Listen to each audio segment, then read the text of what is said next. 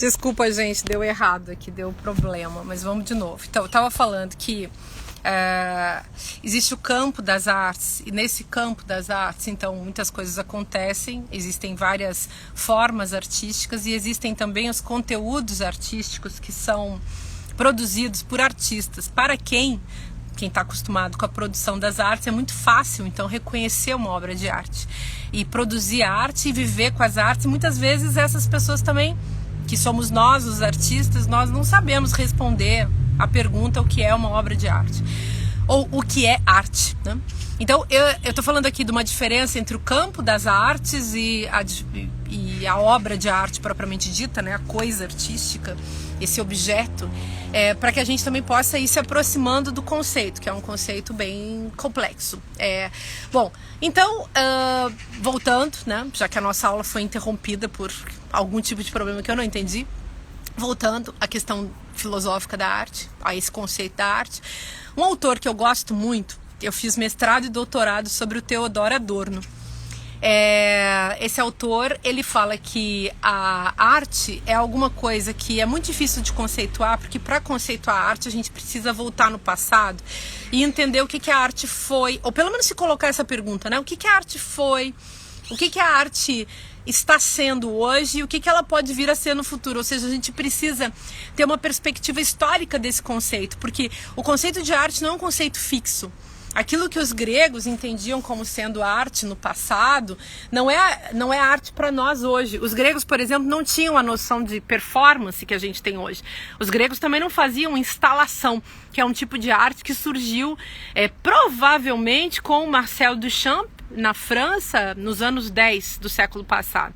Então, quer dizer, se a gente pensar nos artistas da dança, a dança mesmo, né, como forma artística, e aí eu tô falando das formas, ela atravessa a história. Como se dançava, sei lá, no Egito Antigo, como se dançava na China, como se dançava na Mesopotâmia, como se dançou na Idade Média, como se dança no século XVIII, como se dança no século XX. É uma grande questão. A mesma coisa em relação a pintura, que é uma arte que muita gente considerava que que desapareceria, né, a partir da invenção da fotografia. O que é a fotografia também enquanto forma artística?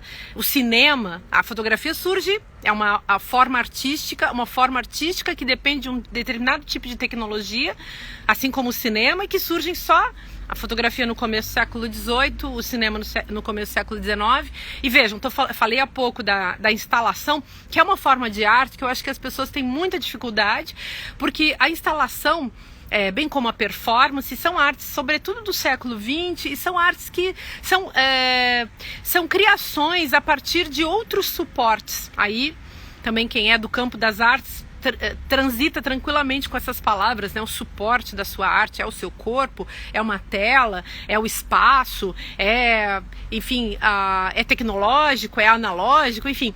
Mas eu, por exemplo, eu gosto de artes analógicas. Eu gostava de fazer gravura na faculdade. Eu fiz faculdade de artes, aliás, eu fiz artes plásticas, além de ter feito filosofia.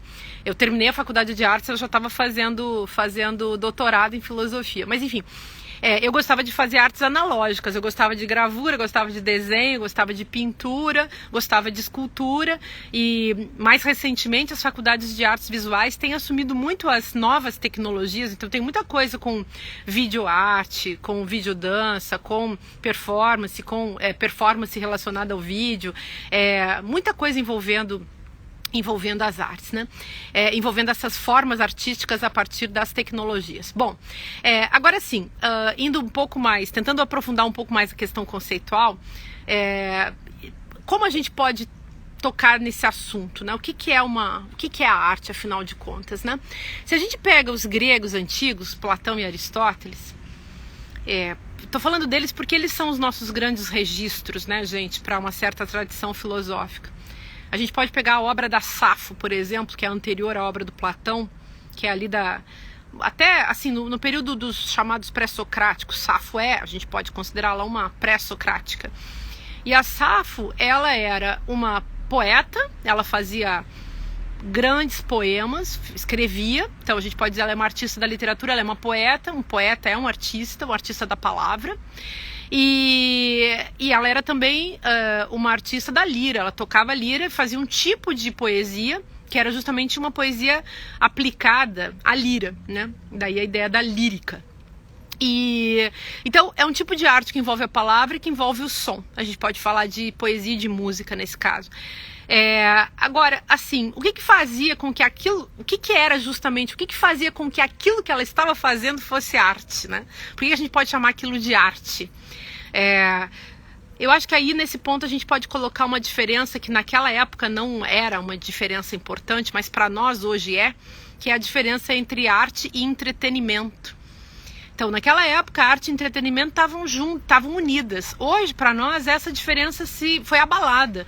Inclusive, ela vem sendo abalada há muito tempo, desde que se criaram artes mais, digamos, rigorosas do ponto de vista formal e artes que servem justamente para animar, para fazer o som, né, gente, para animar uma situação, assim. Então, uma música que serve para você coloca música de fundo, serve para você dançar, serve para você se divertir, mas não é uma música que está colocada ali, por exemplo, para fazer você pensar numa festa. Aliás, quem é que iria para uma festa para pensar?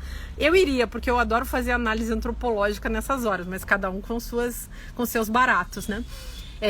Embora goste também, claro, de momentos assim de muita descontração, de falar bobagem, de curtir, de dar risada, de ficar, enfim, digamos, na pura percepção. Sempre é bom, né, gente?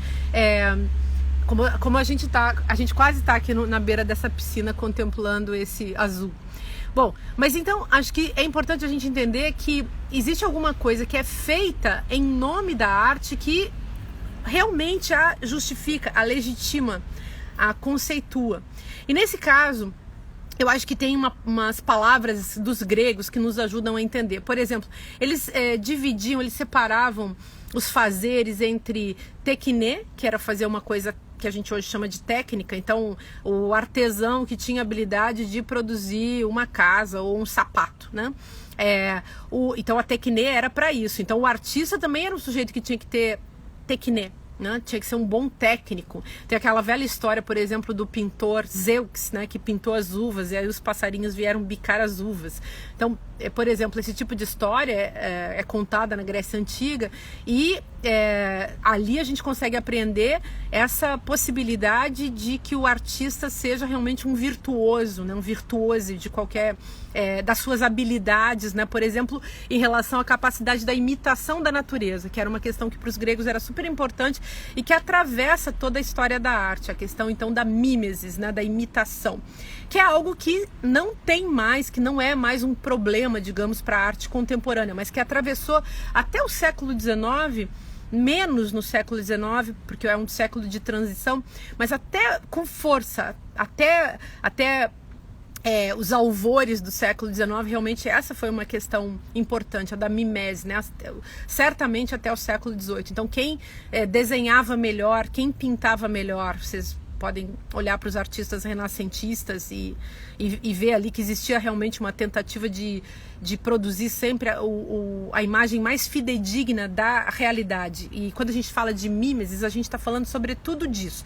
É mais complexo. Em outro dia a gente pode discutir também esse assunto, mas digamos, a história da arte, a filosofia da arte, a estética como campo da filosofia que trabalha com a arte, mas não só, trabalha com o corpo, trabalha com a percepção, mas sempre, enfim, se ocupou desse conceito de mimesis, né? Aliás, gente, é muito assunto para meia hora, mas a gente pode um dia fazer uma aula só sobre o conceito também de história da arte, porque esse é um conceito muito recente.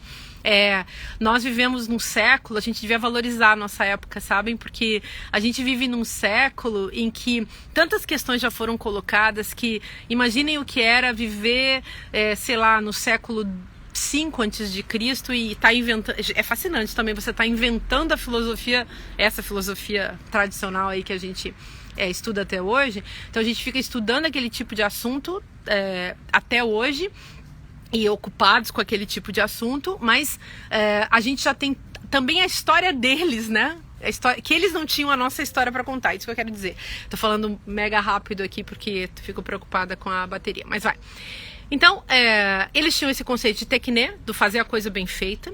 Eles tinham também o conceito de praxis, que a gente já falou outro dia na aula de ética, que era esse conceito do que o que está em jogo. Está em jogo justamente a ação pensada, né, aquilo que eu faço sabendo que eu estou fazendo.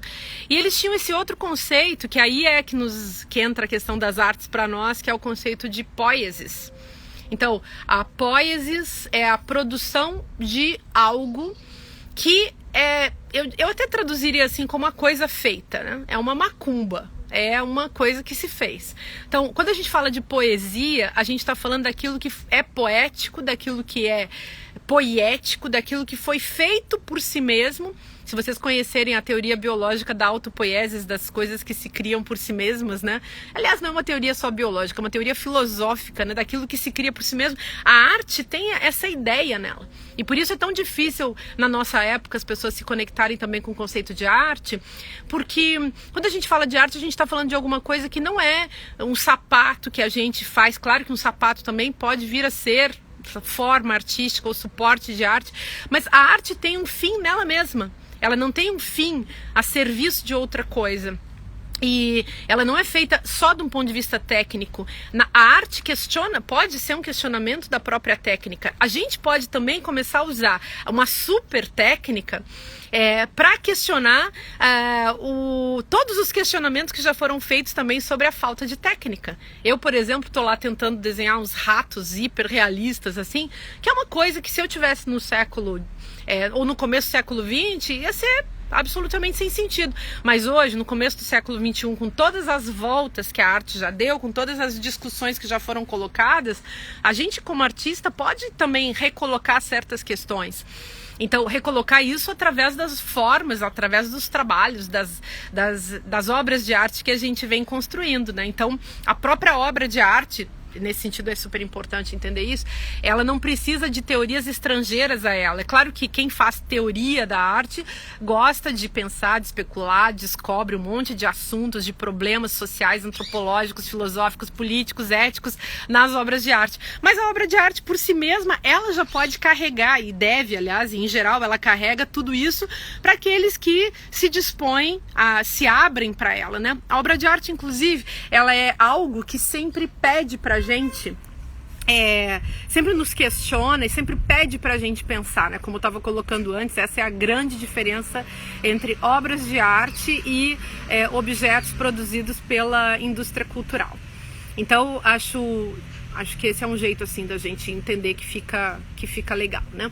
Bom, então guardem esse conceito de poiesis, né? A produção, uma produção que ao mesmo tempo é criação, que não é simplesmente uma projeção da cabeça de quem está criando.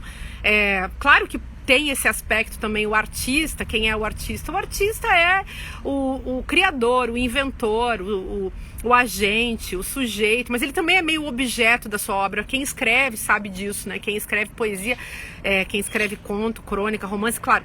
Essas últimas três formas, o conto, a crônica e o romance, são formas que já dependem muito mais da nossa consciência, embora não de todo. Mas quem escreve poesia sabe o tanto que existe o elemento também da vamos chamar assim, da iluminação, né? De alguma coisa que vem à tona, que você não estava preparado, que você descobre também no seu processo criativo.